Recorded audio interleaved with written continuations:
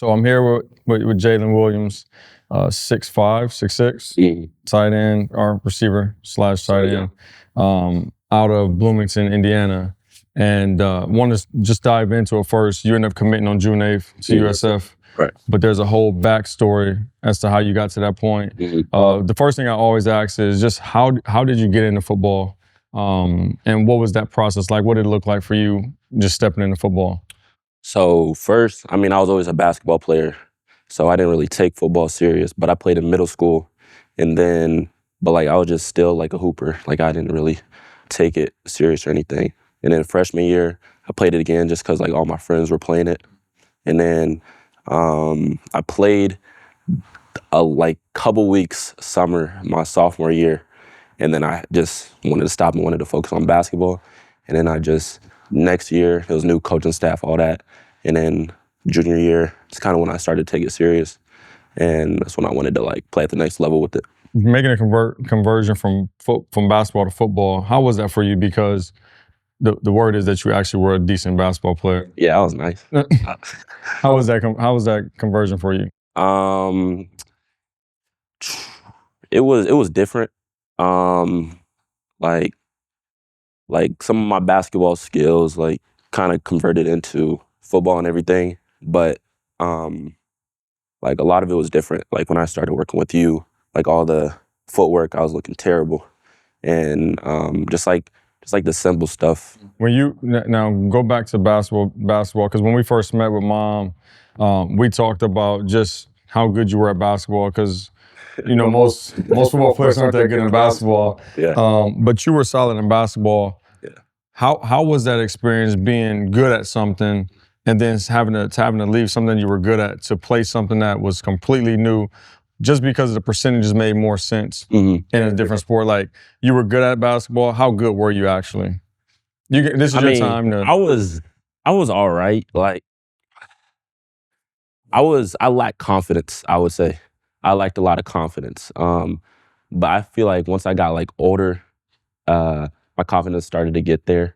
And then that's whenever I just kind of left it. Started to lose love for it. So I don't even recall what the month was. It had to be late November, maybe December, when me and Mom talked on the phone. And you can tell that there were some, just not questions, but just trying to figure out how this thing works on this side.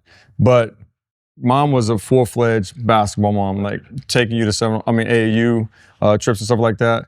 How deep were you guys invested in basketball before you made a conversion? I would say we were probably 100%. This is what I wanted to do at the next level, but slowly I started to lose that want for it. But I played it all my life, so that's what we were used to. What made you convert? I know we've had a conversation, so I know that conversation was kind of swung things in a positive manner, but what made you make the conversion? Because a lot of basketball players who have your size at 6'6", your weight, all of that stuff, they're still hesitant to make a decision to move over, right? Just because of the unknown. Right. What made it easy for you to make that decision to move over? Well, I've always been told my whole life, there's a million 6'5", 6'6" basketball players. But for football, there's not a lot of them. So I thought my mindset was I could take advantage of that and kind of just use what I have already and then just add on my skills by working with you and everything. But you also had, before you made the conversion, you had football scholarships. Am I right or wrong? Or did you have basketball scholarships? I did have football scholarship, but it's D2. It was D2 schools. And so you had some involvement with football at the next level. It just wasn't at the level that you had it at. But when you transitioned, there was some quick growth that happened, but then also I think you benefited a lot faster than what you probably thought you would benefit from the transition. And maybe it didn't show off in offers right away, but then just the translation of your skill set to playing football, whether it was 7-on-7, whether it was just training sessions. How were those training sessions that we had beneficial to you from just a foundational standpoint? What did that do to your confidence to keep you going in the right direction?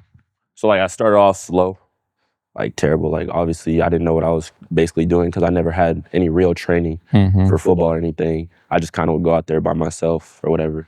But I would say like the people I was around definitely helped with that. Basically, like everybody wanted it around me, so like it kind of like helped me want to get to that point as well. So it's basically just like the Now talk about the people that environment, which is critical in anybody's process. But talk about the people that surround you. So you have a few people that surround you that you live with that have been very beneficial to you and have been, in my opinion, propelling factors in your growth and development, starting with mom. Talk about how mom has been basically the rock for you and helping you out, helping you to progress and whatnot. Day one, I mean, she's always been there for me. You know, I do get mad at her a lot. right off the bat, just okay. Like, I love her to death, but, you know, I'm always going to be mad at her sometimes. But, like, just, like, her, like, just pushing me. Yeah. But, like, that's just... Now explain that, because I wouldn't expect you to just come off the... Yeah. Just come out and just say you was going to... So explain that relationship, because you do have, obviously, a mom and a son relationship that's really strong. Right. And she's real... driving in terms of you saying that you want something. She's going to push you. She's going to try to do everything she can to help you. But then obviously you want to be pushed, but then sometimes you get tired. But explain that a little bit. So I would say, like, when we first kind of came into like this football stuff, like I didn't have a lot of time. So like we had to like really like push. Like I had to be pushed. Like I had to, you know, wake up, do all this like extra stuff that like maybe some people with more time didn't have to do. And like, but like she definitely helped with that a lot. You know, I didn't really always like it, what she had to say and everything, but I mean, I knew it would get me to like where I want to be. Yeah, because she's organized, she's structured, she communicates really well. Yeah, too well. She's on point with it. Like, so like there's like a legit structure in place for you to get where you want. And then she obviously does everything she possibly can to help you get to your point. But then you also have somebody in your corner that is maybe, well, obviously not mom, but maybe a little smaller version of mom at some point. But your sister G, talk to us about that relationship, because you guys were just golfing, what, last week? Yeah, like 2 days ago. 2 days ago, okay. Like 2-3 days ago. No, we got a good relationship. I mean, it's like that. We always fight, but like it's out of love. Yeah. It's out of love, of course. But like it's my number one fan.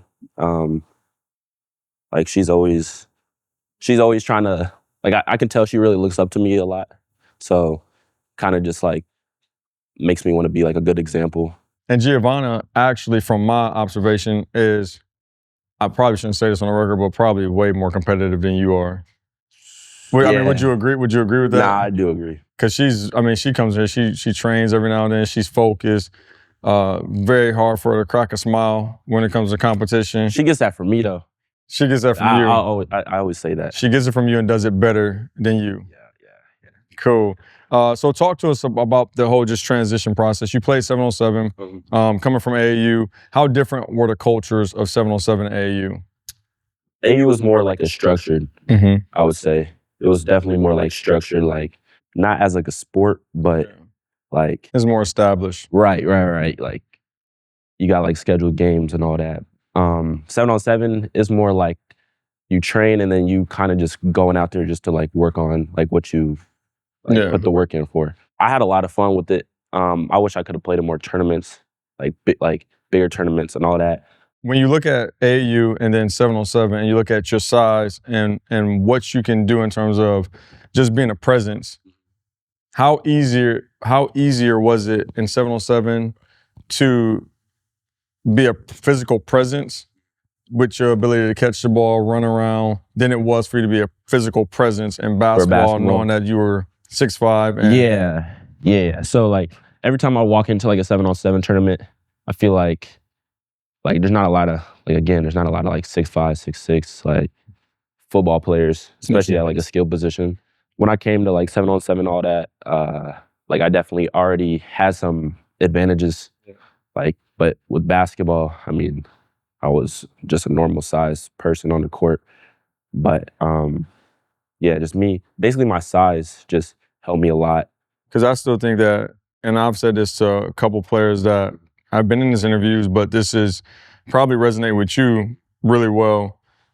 Who you are today is not nowhere close to who you will be once you get into a college program. Right. And obviously the schools that took a chance on you saw the potential, regardless of what the deficiencies were in terms of lack of film or whatnot, and more so blocking than it is anything.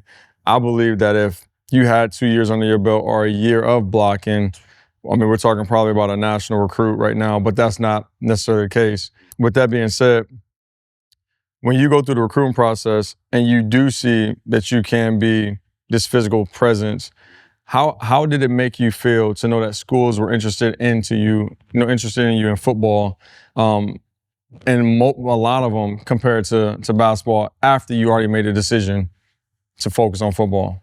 I mean, it definitely brought a lot of confidence. I would say way more than I had like in basketball.